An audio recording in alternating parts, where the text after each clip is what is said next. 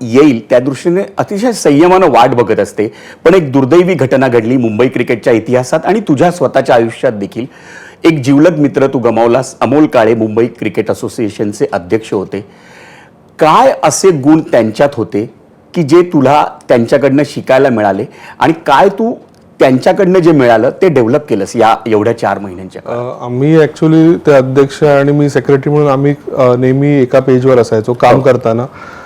त्यांचा जर म्हणजे चांगला गुण म्हणजे प्रोग्रेसिव्ह थिंकिंग, संघटना म्हणून कशी आपण जिकडे आहोत त्याच्यावर अजून कसं चांगलं बेटर करता येईल आणि कुठल्याही विषयाचं अंडरस्टँडिंग, जी ग्रास्पिंग पॉवर त्यांच्यात होती. कुठलाही पेपर त्यांच्या नजरेखाली गेल्यावर त्याच्यावर काय डिसिजन घेतलं पाहिजे जेणेकरून ते कसं क्लब सेक्रेटरीजना हेल्प होईल, कसं क्रिकेटर्सना हेल्प होईल, त्यांचा नेहमी तो दृष्टिकोन असायचा. आणि आमचे जे एम्पेक्स काउन्सिल मेंबर आहेत म्हणजे 9 जिंकून आलेले, बाकी ICA नॉमिनीज, कॅग नॉमिनी, ह्या सगळ्यांचं विजन म्हणजे कोइन्सिडेंटली सेम विजन होतं. त्याच्यामुळे जो सुरुवातीचे 2 वर्ष गेले हे फार आम्हाला सुरळीत गेले. नंतर हे दुर्दैवी इन्सिडेंट झालं. परत आम्हाला रिस्टार्ट करून जे आमचं विजन 2 वर्षाचं होतं ते कम्प्लीट करायचं होतं आणि त्याच्यासाठी आम्ही एक एक स्टेप्स घेत आजपर्यंत इथपर्यंत आलो आहोत.